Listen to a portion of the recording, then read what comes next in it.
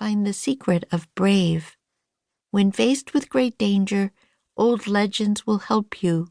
Words from your book will give you a clue." Annie looked up.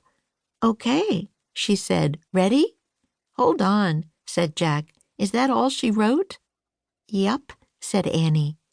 "We go to Old Mountain. We save the small one. Old legends will help us." Short and simple. "Not so simple," said Jack. "What is the small one? Plus, there are thousands of words in this book. How do we find the right clues?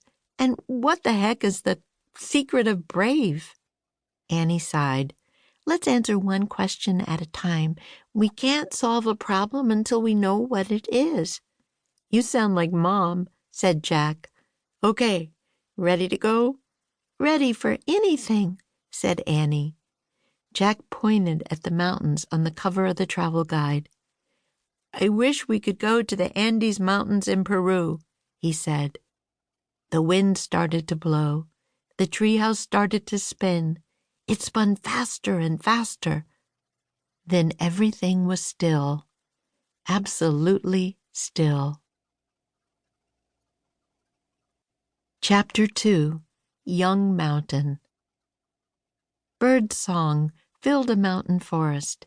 The air smelled of cedar, pine, and wood smoke. "Oh, wow," said Annie. "I love our clothes." She and Jack both wore bright red wool ponchos, brown cotton pants and shirts, leather sandals, and green knit caps with ear flaps and purple tassels. "Colorful," said Jack. "And warm," said Annie.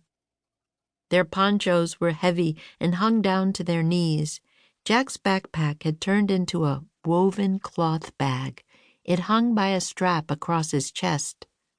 Annie and Jack looked out the window. "Oh, wow," said Annie. "It's really pretty here."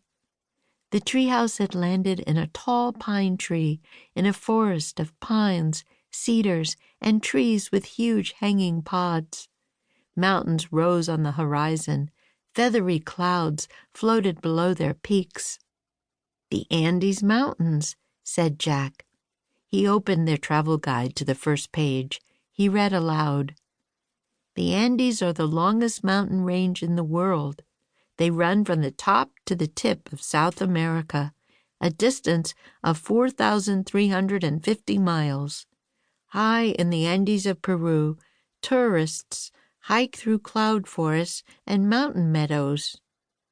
"Cloud forests and mountain meadows," repeated Annie. "That sounds beautiful." Jack turned the pages. He stopped at a photo of men and women dressed in red ponchos and hats.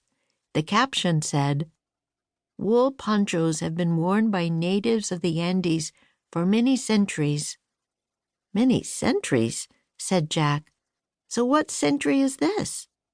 "I don't know, but I have a feeling we came to a time long ago," said Annie. "Me too," said Jack, "but I'm not sure why I feel that way." "Whoa, what's that sound?" said Annie. "What sound?" said Jack. "Music, hear it?" said Annie. Jack listened carefully. Sweet, airy music floated through the cloud forest. "It's a flute, I think," Jack said. "Let's check it out," said Annie. Jack put the travel guide into his bag. He followed Annie down the rope ladder. They stepped together into the tangled brush. The cloud forest buzzed with insect sounds. Hummingbirds and butterflies flitted among red and purple flowers. A pale green frog leapt over a tree root. "The flute music is coming from over there," said Annie. Following the sound, Jack and Annie walked between the trees.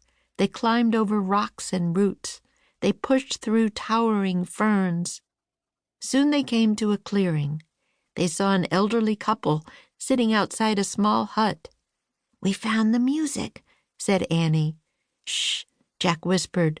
"Don't let them hear you." The old man was sitting on the grass, playing a wooden flute. The woman was lifting potatoes out of a red-hot fire pit. "This feels like a long time ago, doesn't it?"